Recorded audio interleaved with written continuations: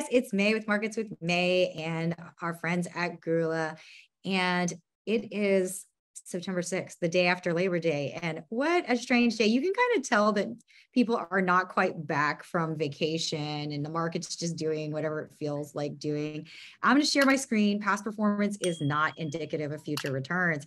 And let's take a look at what the indices are doing. They basically are bouncing up and down around zero, in my opinion.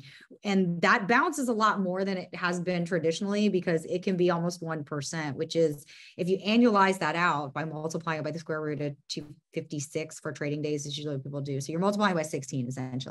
So 16 times 1, it's a pretty vol day for like the idea that you really have zero news flow as far as it goes. Oil is inching its way back up from the sell-off on Friday. And that's helping some of the oil-related companies that we are very bullish. And we continue to be bullish, not because of oil, but because these guys are going to do fine on earnings and they're all giving you nice, happy, juicy dividend yields in a market that's really scary otherwise. So it's just a smart asset allocation move. Now, I'm going to do the world's babiest discussion on two stocks that are completely out of my end zone, but I think are relevant just because they're interesting from a market dynamic, market mechanism perspective. And that would be, that's right, Digital World Acquisition, DWAC, the Trump debacle, disaster, whatever you want to call it, that's going on today, down 20%. And also, we're going to talk very briefly about Bed Bath because I know that there's going to be some people. These are not companies that we usually talk about traditionally. The last thing I'm really going to discuss is Berkshire Hathaway, because I do think that anywhere under 280, Berkshire is worth a very strong look. And if for no other reason, just buy a single share of Berkshire B, because it does give you access as a shareholder to the Berkshire annual meeting. And if you're watching this video, you probably have some love or some consideration for investing and realizing these two gentlemen are very old. You'll want to buy what is the equivalent of a ticket, like you would for Madonna or for any other, legend. I don't know why I named specifically her. I always regret that I didn't get to see Aretha Franklin before she passed. So that is how I think about my Berkshire shares, is that this is my way of being able to see these two incredible icons within the business. So I'm going to throw that out there, but I'm also going to talk through why it's weak and what might have been going on and how to potentially think about it. All right. So, the data this week on Fed economic stuff, it's very, very limited. People are on vacation. There's just not, consumer credit maybe on Thursday, but even, and it is true that we are watching consumer closely. So I will obviously be looking at all of this stuff, not the least of which is trade balance, but none of it really should move the needle because we already have some known things, plus some of these numbers are coming in a funky time, which is kind of in between back to school, that sort of thing. So it's a little bit strange. Let's go do Digital World Realty first, DWAC. This was an acquisition vehicle to purchase Trump's entertainment business that was basically the Twitter competitor, if you will. The key thing as to why it got cracked is because it looks like they may not be able to do the acquisition. And I was reading the story and I got very, very confused, but it is really fascinating. In general, these SPACs, I have said over and over again, they require so much understanding and knowledge that they're really, it's really unfortunate that they are marketed oftentimes by certain broker dealers. We will not name names because I'm not trying to get really nasty on this show, but like there's a certain broker dealer, I'll give you a clue, that might have a name that sounds a lot like a fictional character, right? That particular broker dealer tends to market things that I actually really feel are not fair to market to a group of folks that are really bright, but even if you're bright, these deals, to really understand them, take a bit more education even than for the average, fairly educated Wall Street person. This was done as a pipe deal at $10. And then there was a $33.60 cutoff point for which they could, that if the price closed at $56.60, they could then buy at $33.60. It's this ridiculous structure of a situation. But as a result, there was two clauses in it that were a little funky that I just want to mention. The first was that despite the strange, like the automatic payoff if the deal goes through for all the pipe investors, which happens, okay, Usually you would not be able to short stock into the deal. In this particular provision, you are allowed to short stock into the deal. That's really important. The reason it is really important is there is zero incentive for any of the investors, if they hedged out this position, to actually support the extension. So essentially with this stock, it needs an extension to try to figure out what's going on. Currently, they're worried that if they, like the investors are potentially going to vote that this vehicle will not acquire Trump's businesses. And as a result, the deal would break. And what would immediately happen is that the money, which is about 300 million, would just go straight back to investors. This thing has a market cap of 900 million, which means this thing gets clobbered. Now, I was confused because I was like, well, look, if you're at $20 and you have a market cap of 900 million, why is it that everybody keeps saying this thing goes to $10? This thing goes to $10 because that's where the pipe is at. But I don't actually think that's the end of the story at this point. So from a lottery ticket perspective, who knows what will happen tomorrow? It's literally binary. You could buy puts at this around the $15 level and just take it as a lottery ticket and call it a day. But it is a lottery ticket.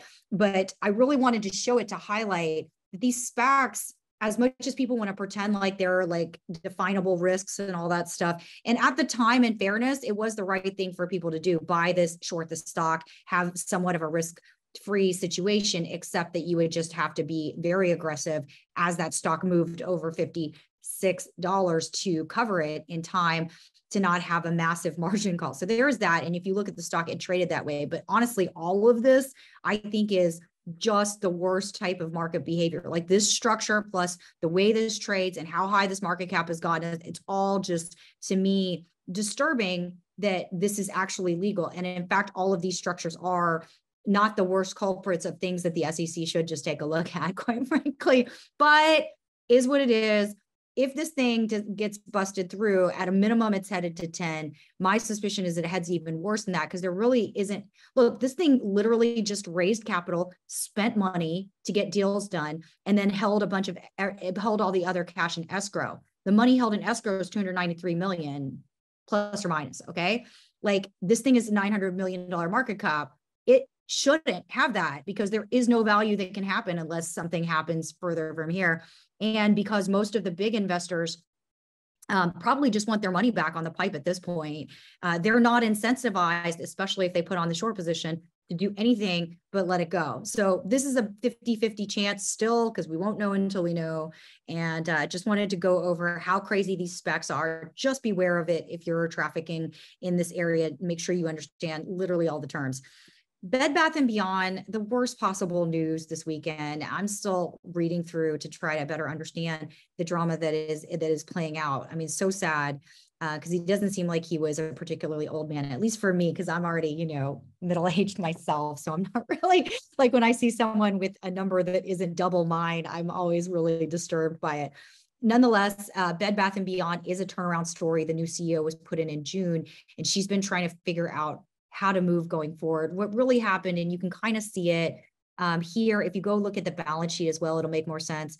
Down 25% sales, and then comp store sales that were just as bad, down 23% comp store sales. That's how you compare year over year, quarter over quarter, that sort of thing. But the really relevant piece of Bed Bath, and unfortunately I didn't cut and paste it here, is if you go to the balance sheet and you look at inventory, you'll see what actually happened, which is essentially, if you just kind of roll back the tape, they didn't have the inventory going into COVID. Then they had to play catch up. And what they played catch up with didn't sell as well as it should. Some of that had to do with the slowdown in housing that is happening, housing sales, if you will. Like I just did the episode 3 episodes ago, where I reviewed the home builders. They're still making tons of money. They're just not doing as much volume in houses. The point is that people are not buying home goods as they were at the exact time that they needed to inventory up. And that hurt them a lot, unfortunately. Additionally, they are off of tough comparables from last year, and inflation has hit them. So you've got the worst part of a squeeze basically happening for them as relates to cash flow and balance sheet, and it's just not great. So she's got to turn that thing around. She's going to close down stores and do a series of things, but it is not the easiest situation for her to do so, given how many home goods depend on things like raw materials. You got to think the price point when you go to Bed Bath & Beyond versus what it's made out of, right? Sheets, cotton, out the roof right now. I mean, the prices of cotton are ridiculous right now. And she's got to source from various countries that in the middle of a food shortage, which is affecting what people plant, just to give you a sense for it. And then we can go to metal and see what is that metal being potentially retooled for, all the way down.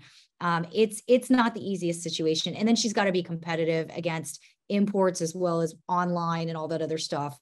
I mean, I'm really intrigued to see how this drama plays out, but I just wanted to show you what was going on in Bed Bath. I don't necessarily think you pick them up because I don't actually think they're just down for that news flow, that really unfortunate news flow that's happening. Now, I'm just going to talk very briefly about Berkshire Hathaway because I probably take more crap for Berkshire Hathaway than any other stock. And I don't care because I'm such a fan of Warren. And I think that this is a very hard company to understand.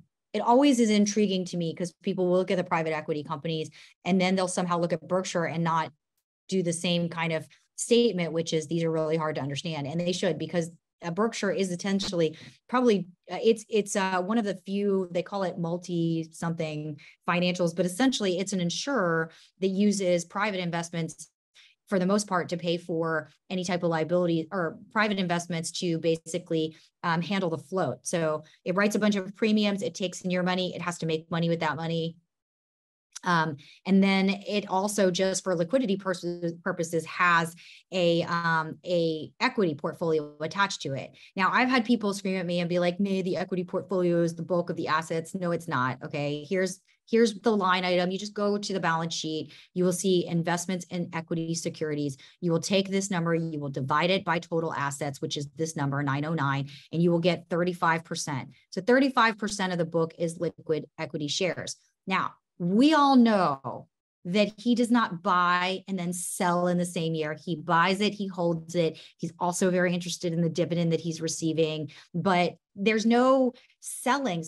But at the same time, on this portion of the book, he takes what is called mark-to-market risk. Now, realizing what's actually those shares and how much they could possibly mark down and up, it is really kind of just a day in the life of these companies. It marks on that day that they decided to close the books, which is June 30th. And it's possible like the very next day that thing changes. It's kind of if you look at that list, it's very unlikely that there's a true impairment that happens. Okay. So you need to kind of keep that in consideration when you hear all the bouncy news flow and silliness on Berkshire, because this book, despite whatever you want to think about it, is not what's constituting, in my opinion, the true value of Berkshire, because it's just there on the off chance that the rest of the portfolio cannot cash flow the liabilities of the insurance business. Let's just call it what it is. The insurance business does have losses from time to time because it's an insurer. That's the nature of that business. If he has cash flow to cover it, he never needs to sell a share. And then the only other reason he sells or buys assets into the book is just to the extent that they meet his investment criteria and thought process. Okay. So that I just wanted to show you would be one way of looking at the balance sheet that may not be a traditional way to look at the balance sheet for some folks. The other really quick thing that I want to show you, if you're really trying to understand Berkshire, the bulk of the business versus Berkshire, what's on the investment portfolio, he always breaks it out this way because this is the right way to think about it. Obviously, he's Warren Buffett. He's not going to do it wrong, but this is so much cleaner than any insurer you'll look at. And it's part of the reason why I think people can understand Berkshire, but sometimes despite how complex this business is, as far as this goes, they can't understand other insurers that may seem more simplified. It's the beauty of Berkshire Hathaway, but he separates out what is done in insurance so that you can get a sense for the premiums written versus the losses that are coming in. Okay. The railroad, utilities, energy business is fully separated out. And then he then shows what you could see on gross margins on it below. And you can clearly see that he's fine. Okay. Did the margins from the insurance business compress? Yes, they did. Guess what? The $3 million less there if you just do the math by subtracting that from that, was more than made up for on the railroads, utility, and energy business. And then that leads us to the investment derivative contracts gains. Okay, that is basically the book. I do think, I mean, I personally want to believe that he does do some options hedging on those positions, because I would imagine depending, like, but I haven't done that math, to be fair, but I think that's why it's investment and derivative contract gains.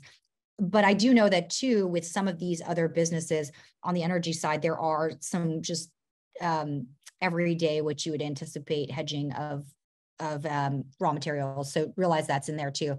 But if you look at this number, it's a $67 billion mark, I believe. It's a big mark. Okay, I get it.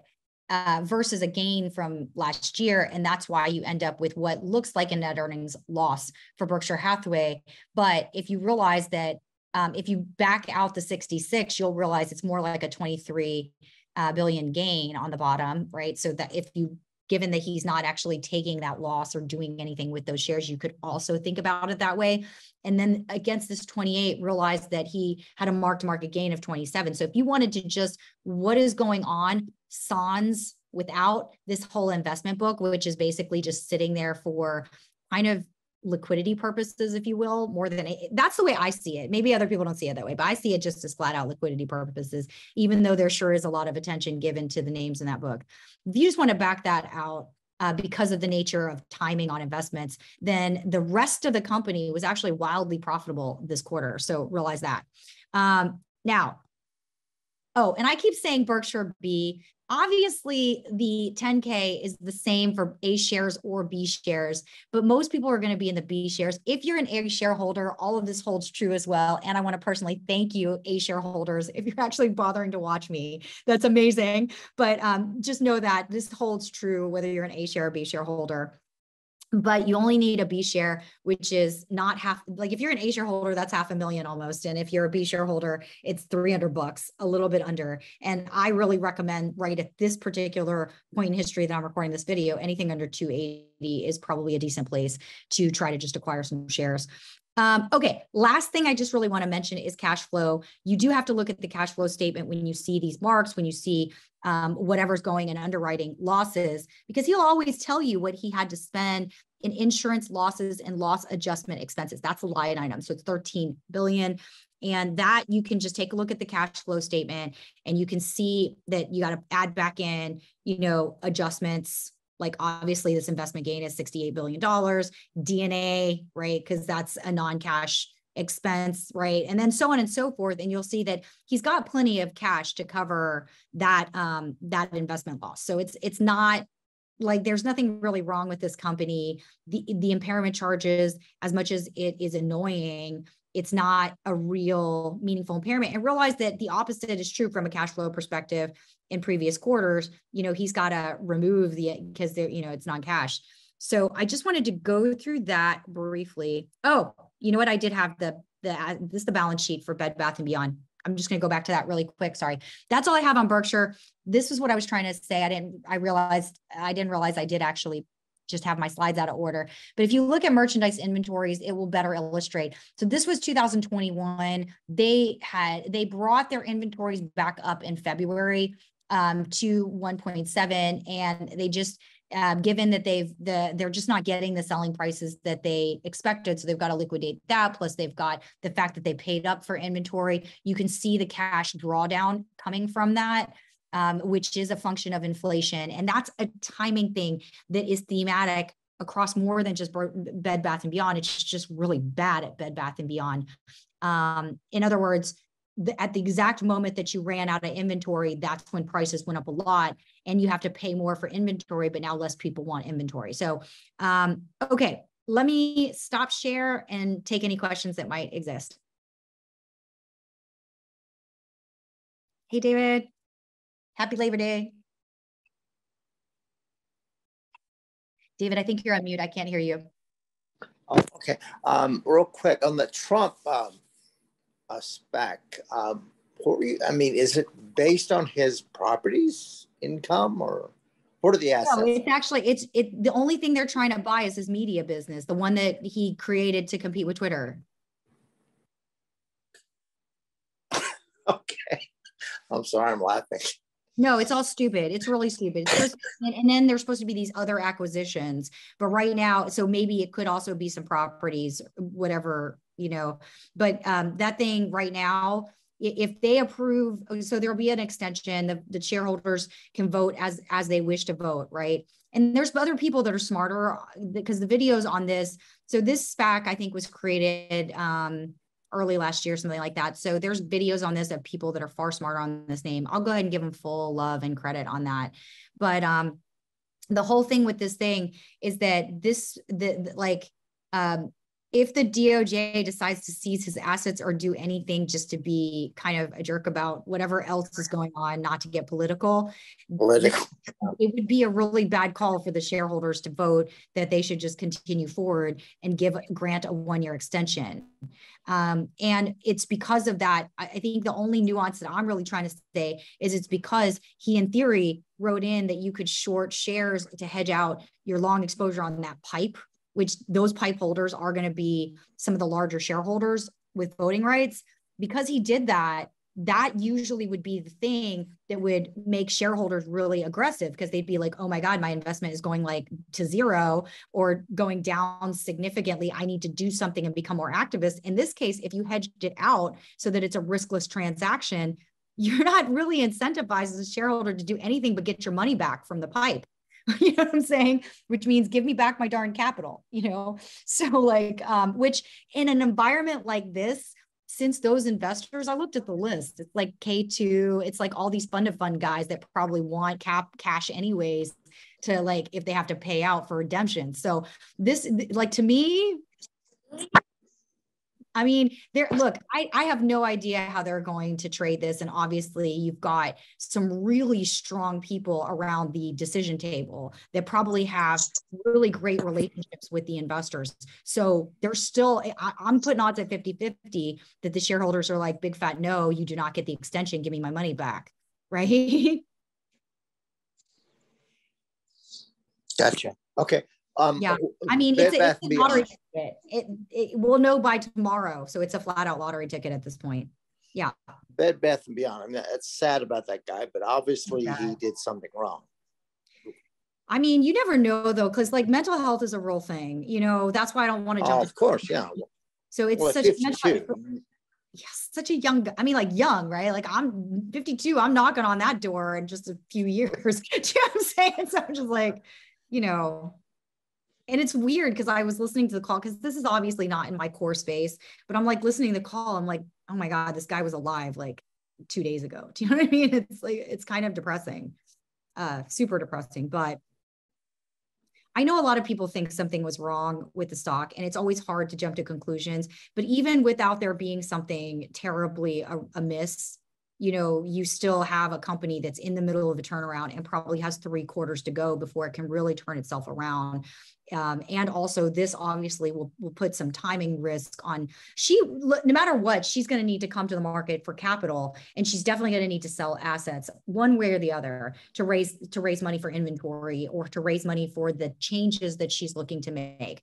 On the, I believe it was circa the end of June when they did the call, they announced 2 new heads of the different business units that Bed Bath has. There's a baby unit and there's another unit. And I mean, they still have significant brand name. There's all these other things, but the next typical move would be to do a massive restructuring.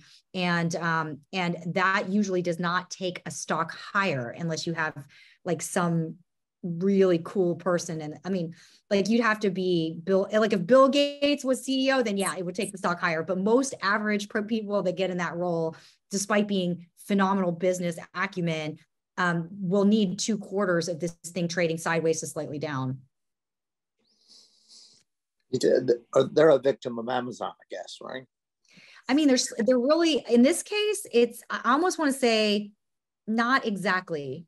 Do you know what I mean? Okay. And the reason I would say not exactly is because they really hit inventory exactly wrong. So, and I should probably do something just on this topic. The number one company that came out rock star, and exactly how they called inventory, exactly how they went about it from COVID on through, is really TJ Maxx. I mean, that guy deserves a Harvard case study. Give it to him. Do you know what I mean? Like, he crushed it. And the way that he crushed it was, the first thing as soon as COVID came out was he was like, we're going to have difficulty getting stuff that people actually want to buy. And so he went all the way around the world, priced it, made sure that there was enough margin where when he sold it, he took into consideration all these things, and then just executed like a rock star. So he never fell behind on inventory as inflation started to work its way up. And he's even so talented that in this last quarter, I mean, I just got to give it to the man, right? He had, like, his revenues weren't great, but he brought every penny and then some down to the EPS line, down to shareholders, because he actually expanded gross margins and expanded operating margins. And that is 100% because the man didn't buy things for the wrong price. Right now, you got a lot of people that, unfortunately, with the logistics issues, with all these other things that were happening, the inventory that they're re-upping with is way more expensive than people can afford. And so Bed Bath is a victim of that. Clorox was a victim of that. A couple of the food companies were a victim of that, and so on and so forth. And that is just a misunderstood theme. Anyways, Bed Bath probably, that was I only do big cap, so it's bad, but it's not ridiculously poor in big cap. This was really bad. Like, this is 2x of what I saw in big cap as far as not being able to manage your inventories. Got it. I mean, I like the stores. I think they're okay. They're great stores. Like, that's the number one thing she has going for her, but she's just going to have to re-up them with really decent inventory that people want to buy, because it's as simple as that. Her inventory cost is much higher than where people are going to pay for it. That's what this quarter told you. Got it. Yeah. Okay. Anyways. All right, cool. Good luck, guys. It's such a crazy market. Take care. Bye.